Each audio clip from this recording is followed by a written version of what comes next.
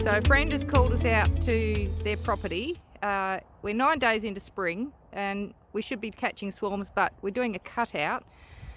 Some developers have decided that they want to clear some land. They've felled this beautiful huge tree and there's a beehive, an established hive in it.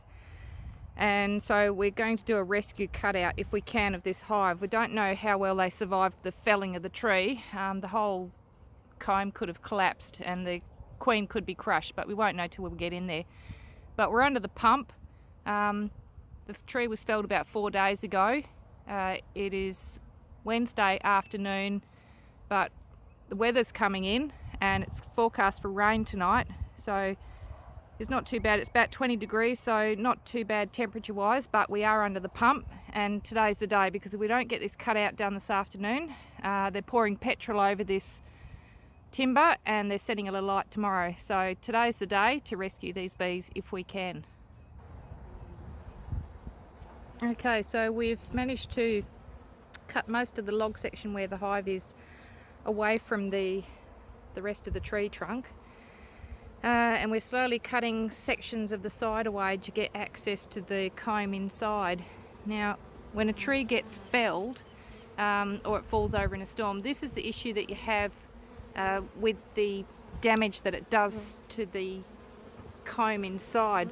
What happens is the comb, when the tree falls, it hits the ground, and all the comb, which normally hangs in sheaths with gaps in between, pancakes on top of each other. So you can see that the tree got felled in this direction, and all of those sheaths of comb that were sitting nice and evenly spaced have all pancaked onto each other. So when that happens, you run the risk of squashing the queen and a fair number of bees when the tree comes down. So the question now is the queen alive and somewhere running around in a little cavity, or is she dead? And the only thing we can do now is try and cut out as much of the comb as we can, put it in a box, see if we can find the queen, or if we get the queen in the box, and just hopefully the rest of the bees might follow her into the box if we're successful. So we've still got a bit more cutting out to do. Luckily you can see this section here, there's still some gaps, so this was obviously a smaller section that didn't quite pancake down. So I'm hoping that this is the top of the tree and the base of the tree is back towards me.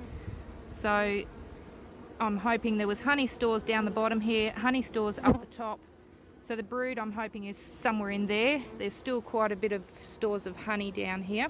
Now here you can see we're getting into the brood, but then they're backfilling this with honey. So this looks like old brood. There's some cap brood there that hasn't hatched. So hopefully the queen's in there somewhere hiding and she's safe, but we'll have to do a bit more chainsawing to get the rest of this log open at the top. So you can see we've cut back a bit of it at the top. So we'll have to chainsaw a bit more here, try and take it back and see if we can access the rest of this hive and get the comb out. Anyway, a bit more work to be done yet. Okay, so I'm just found some encouraging signs that the queen is actually still alive. So I've just removed this small section of comb and I've just had a closer look at it, and you can actually see all the eggs in the comb. So there's actually freshly laid eggs in there. So that means that the queen has been on this piece of comb in the last 1 to 2 days and laid eggs.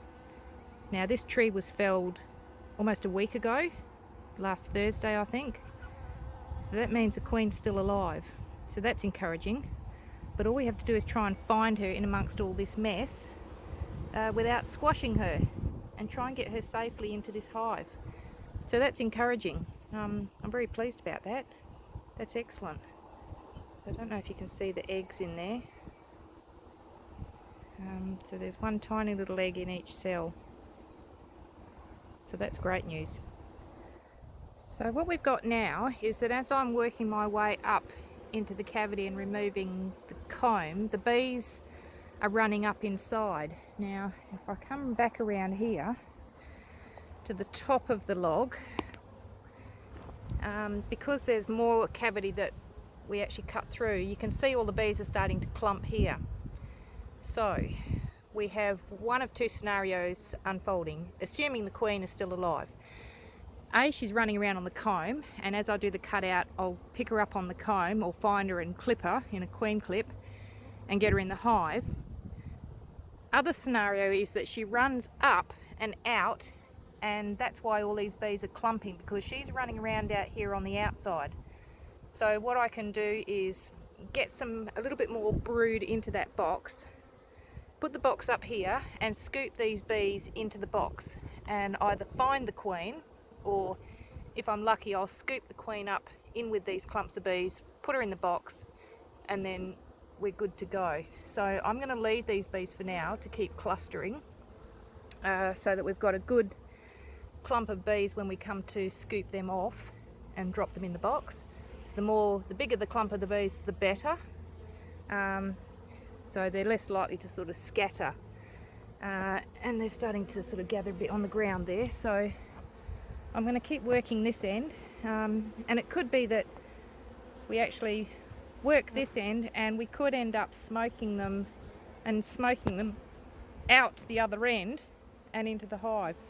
So that's another option, is that we run the bees out of this log, and hopefully they don't take to the air and swarm off somewhere, and that we actually get them in the box. So you've got to be a little bit cautious that you don't over smoke them and this queen takes off, because if she takes off and suddenly decides she's airborne, she could go anywhere, and then we'd have to try and follow her, and if she went and swarmed up in a tree that tall, we've pretty much had it. So we have to go a little bit gently on this, but hopefully we'll get there in the end, as long as we're gentle with the bees and just take it easy, and just watch the bees. The main thing is to keep watching the bees and observing their behaviour and see what they're telling you. That's the most important thing. So anyway, we'll continue on. Right, so my chainsaw expert hasn't back from his errand in town yet, so what I've done is I've taken out as much of the comb that I can. There's still a little bit left in there, and I've put the honey in the bucket, and I've strategically kept chunks of brood which I have put into frames using lackey bands. Now this is where you draw on the natural instincts of the bees to assist you. So as I'm cutting out from the right hand side, the bees are coming out and they're clustering underneath here. So what I've strategically done is placed the box right next to the cluster, so that there's the smell of the brood, there's disruption in the existing hive, and they might even decide that they want to go in here. Now there are a few bees going in and out of the entrance, so I'm almost hoping that they could even decide to march in the box, because they're pretty much stuck out in the open now. So I'm getting a nice healthy big cluster of bees on the end of the hive, on the end of the stump here. So again, I don't want to disturb them just yet. I'm just going to leave them, because there's more bees coming out of the hollow and clustering on the back end of this log. And you can see that there are bees, they're interested in the box. There's brood in there. The smell of the brood is enticing them in. So let's just see, and there's bees on the ground here that are actually, oh, there's one thinking about going in. So they're communicating with each other. They're starting to go, okay, well, the brood's in the box, there's brood in the log, but there's also brood in the box. So let's just see what the bees start to do. There's almost a few bees that are coming from the ground at the cluster, and they're starting to walk over and go in the box.